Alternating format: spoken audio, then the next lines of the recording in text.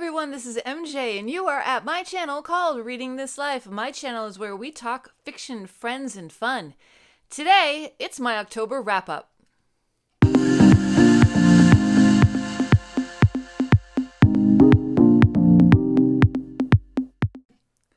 Welcome if you are brand new, and welcome back if you are a subscriber. How was your October reading month? Leave me a comment down below and let me know. I read a ton this month, and I'm actually really pleased with that because my month with work was insane, and I managed to do quite a lot, which, like I said, I'm really, really happy with my stats. So let's get to what I read because I want to wrap this video so I can start reading again. All right, so the first thing that I read in October was Horrorstor by Grady Hendrix, and this was an audiobook that I was able to listen to. I finished My Best Friend's Exorcism last month, and I loved the writing so much I wanted to do another Grady Hendrix. So I said, I tried Horrorstor in the past. I did wasn't the physical book, it was an ebook. And it just didn't translate well for me. I understood the catalog vibes. It was a little too kitschy for me, and it just didn't hold my interest. So I said, let's try this audiobook instead. I thought it was pretty entertaining. His writing is campy. The audiobook reflected the same personality and persona of an IKEA catalog, and it went along the same lines. So I really, really did enjoy it. Grady Hendrix just has a wonderful writing style. It's tongue-in-cheek, it's cheeky, it's humorous, it's kind of funny at sometimes, and I really enjoyed it. So I gave it 3 out of 5 stars for Horrorstor. Okay, then we read... I'm going from my Goodreads just to make it easy. Okay, then Criminale's channel for his birth year book. No. I can never get this right. Why did you have to make such a complicated name, Ollie? Birth Year Book Tag Book Club. We read Hell House by Richard Matheson. This was fun. This is a horror story that came out in 1971. Is that it? Let me see. 1971. Touted to be a terrifying story of demonic possession, one of the great novels of the occult. Now, disclaimer. If you read it now, it's not going to translate as well as it would have in 1971. I can see how this sucker was full of shock and people were horrified, and now it's kind of tame a little, in my opinion, to some other stuff that I've read. But it was a good horror story. It's a good ghost story. Thoroughly enjoyable. If you want a good scare, if you want a little nostalgia, if you want a little paranormal, then I absolutely recommend Hell House. And Hell House I gave 4 out of 5 stars. And this is my first Richard Matheson. And it's interesting, on Amazon today, they had the Penguin Classic Richard Matheson collection on sale for $2.99. And I picked it up. Why not? That sounds like a good deal to me. So, yeah, Hell House, I recommend it, definitely. Okay, then we read Zombie by Joyce Carol Oates. Now, Joyce Carol Oates, this book I was supposed to get in September. This was going to be a buddy read over at Dave and Olive's channel, Book Blather, but it was held up at the Postal Service, and I didn't get it until like October 1st. So I read it early in the month, and I read this pretty quickly. At the time, this was the most disturbing book I've ever read. I did a full review on it. I'll put a card up here. Yeah, frightening, fascinating, scary stuff. And it's the stuff that can happen in real life that makes it so scary. So, just to write this must have been such, like, your headspace has to be in such a place. So I applaud Joyce Carol Oates for that. But yeah, definitely a disturbing book. The most disturbing book I've ever read until another one that I'm going to mention in this video. Zombie, I gave 4 out of 5 stars on that one. Yep. As disturbing as it was, the writing was brilliant. Okay, then I picked up something different. I know. This book, I remember when it came out, New York Times was touting it as, it's something revolutionary. It's this, it's that, it's this. It's basically a collection of stories surrounding kink. Yeah, that's what I said, kink.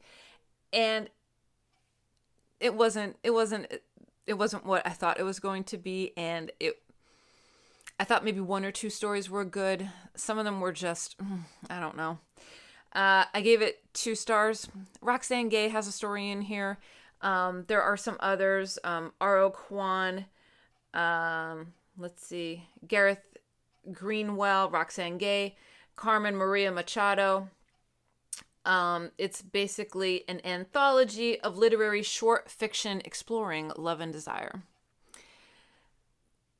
Wasn't really my jam. Let's just leave it at that. Okay. So I gave it 2 out of 5 stars. That was an audiobook that I listened to. Then we went to,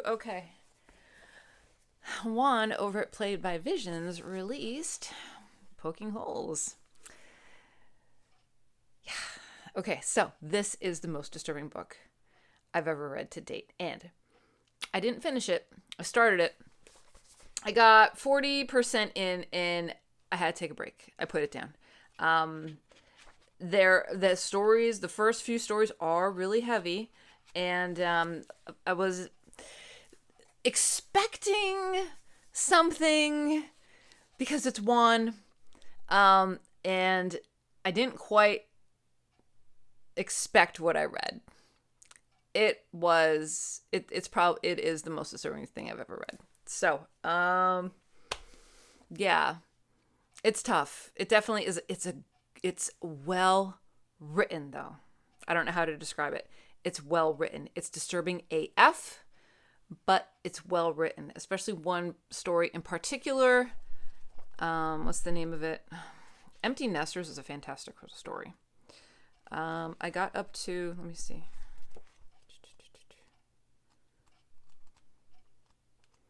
I'm on the sloth story right now, which I'm enjoying. What is it called? Chatty Chump. I'm on that story now, which is at page 71. But the story that was not triggering, but it was difficult for me, User. Yep. User. That's the most disturbing thing I've ever read. And I'm going to leave it at that. Okay. But Juan, love it. I'm going to pick this back up. I just needed a break. And thank you for everyone that reached out to me that wanted to give me options, telling me to skip the first 3 stories. I think Andrew from It Came From the Page, that was very kind of you. But I'm okay to read this stuff. I just need a break in between. That's all. I can't read it all the time. I need just like something else. All right, but definitely not DNFing. This is just, I'm putting it down. I'm going to pick it back up at some point. That's what short stories are for, right? So I got to page 72 in this. And so far, I mean, as disturbing as it is, I love the writing. Okay. Then I did the audiobook for, I have this book over here. Do I? Oh. I have the second book in the series. I'm going to read it this month. I did the audiobook for Solomon the Wild Built, and this is a reread for me. This is the first in the Monk and Robot series by Becky Chambers. I read this last year. This is one of my top 10 books of 2021. I'm going to read volume 2 this month, so I wanted a refresher, so I did the audiobook for this. The audiobook is so sweet. It's actually as enjoyable as reading this copy, which is short. The audiobook is only like 3 hours long. It's just good. It's just good, people. If you're looking for a little sci-fi, if you're looking for something a little different, if you're looking for something that has a little philosophical undertones, Solomon the Wild Built. It's wonderful. And I gave that 5 out of 5 stars because I love it. And that was a reread. Then I went on to NetGalley, and I got my account going back up, and I did a graphic novel. And the graphic novel that caught my eye was Zombie Makeout Club, Volume 1, by Peter Richardson. I gave it 3 out of 5 stars. I'll read you the blurb. The art is what really drew me in, along with a little bit of the storyline. A rebellious high school student is brought back to life in a strange underground facility after committing suicide. Trigger warnings. Now she must piece together not only how and why she has been resurrected, but also confront the fragmented memories of her past and the horrors of the laboratory that want to send her back to the afterlife. And it was fun. It wasn't disturbing or anything like that. It was just fun. I gave it 3 out of 5 stars, and that was Zombie Makeout Club Volume 1, Deathwish. And a little trigger warning regarding the suicide, of course. Brenda Lozano, Witches. I put it down to pick up another book. It is good. I'm probably 120 pages into it. It's not a DNF. It's just, I put it down to pick something else up because that was what you do as a mood reader. But it is calling to me, and I'm hoping to get to it within the next week. We have a long weekend here in the States next weekend, so I'm hopefully going to wrap that one up. But it actually is really good. I'm enjoying that.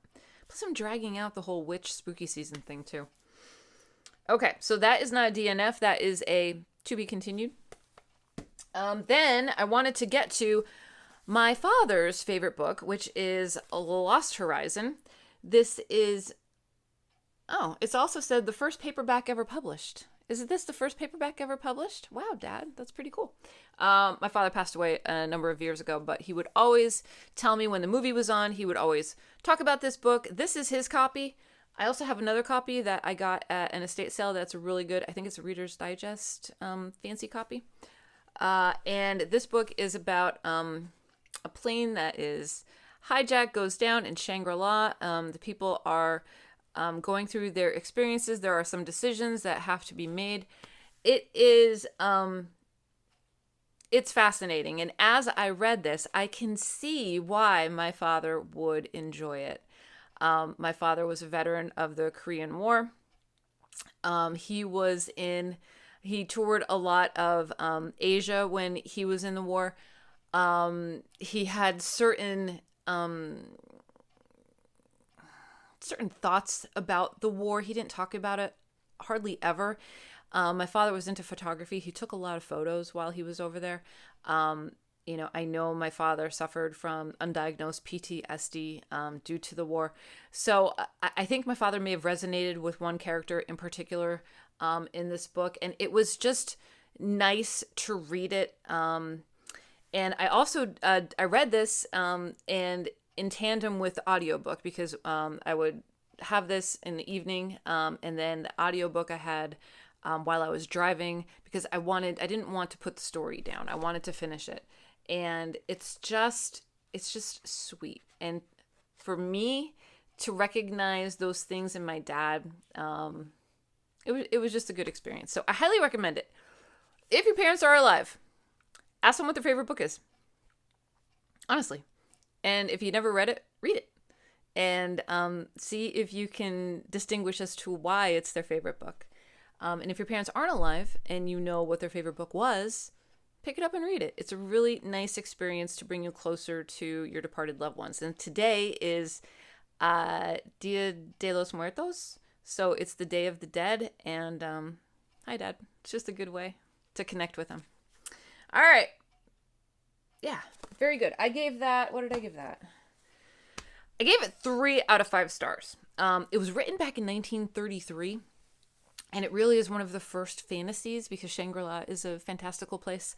I really enjoyed the character Chang, too. I forgot to mention that. Chang, I liked.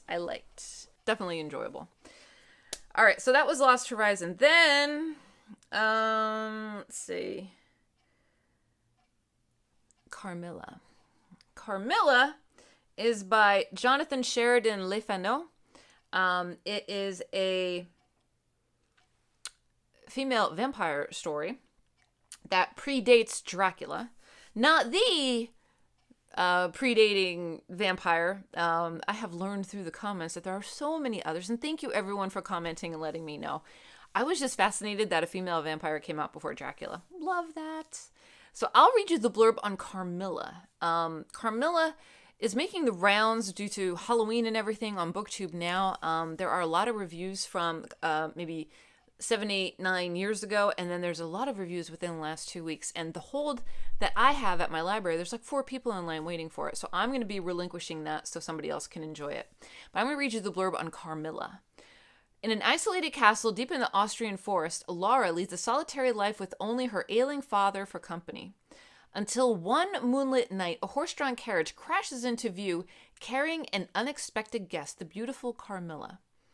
So begins a feverish friendship between Laura and her mysterious, entrancing companion. But as Carmilla becomes increasingly strange and volatile, prone to eerie nocturnal wanderings, Laura finds herself tormented by nightmares and growing weaker by the day. Predating Dracula by 26 years...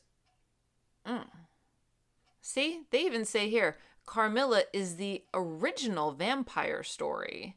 Steeped in sexual tension and gothic romance. I don't think it's the original vampire story. It's a vampire story. And it does have a lot of female sexual tension, which I thought was a little bit revolutionary considering when this was written. It translates well over into our current modern age. But very enjoyable. I did the audiobook for this. It's short. It's only 3 hours long. But the narrator is fantastic as well. So if you're interested in reading about a female vampire before Dracula, check out Carmilla. Then what do we read? All right, then it is this one I finished the other day. I'm doing a review on this tomorrow.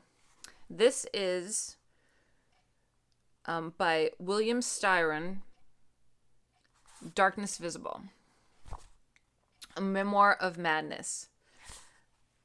Let's see.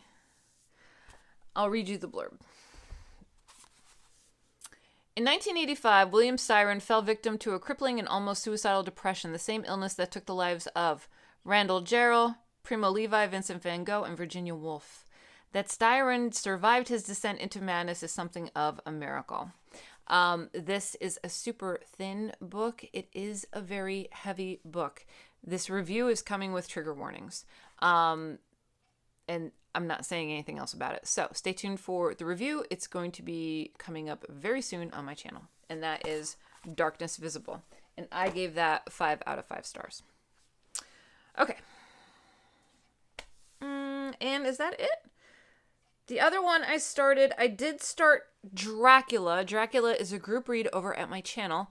I started it middle of last week. I think I'm about 4.5 hours in. I'm at about 30%. I'm reading that as a part of my channel's group read. Well, doing the audiobook. I'm doing the audiobook for that. And the audiobook that I have is simply fantastic. I am enjoying all of the characters' narrations. My favorite chapter so far is about Renfield. I love Renfield. He is just a piece of work. So that is happening on my channel right now. So I think I had a really, really good October. I read more than I've read in September. September was kind of wishy-washy. I don't know. And I threw in a graphic novel. Yeah, so I'm really, really pleased. And I hope November is going to be as productive as October. Yeah, I don't see why not. And it was really enjoyable. I had a fantastic spooky season month. I love doing buddy reads and group reads with people. It's wonderful. If you are interested in doing a buddy read or group read at my channel, feel free to hop on my Discord. It's not just the ones that I talk about. Other people on my Discord also are doing buddy reads and group reads together, and there's a whole bunch of genres.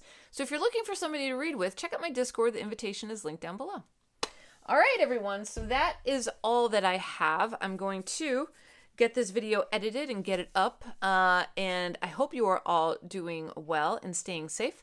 I hope that you are taking care of yourself so you can take care of others, and I will see you in my next video, which will be sooner rather than later. So until next time, goodbye for now.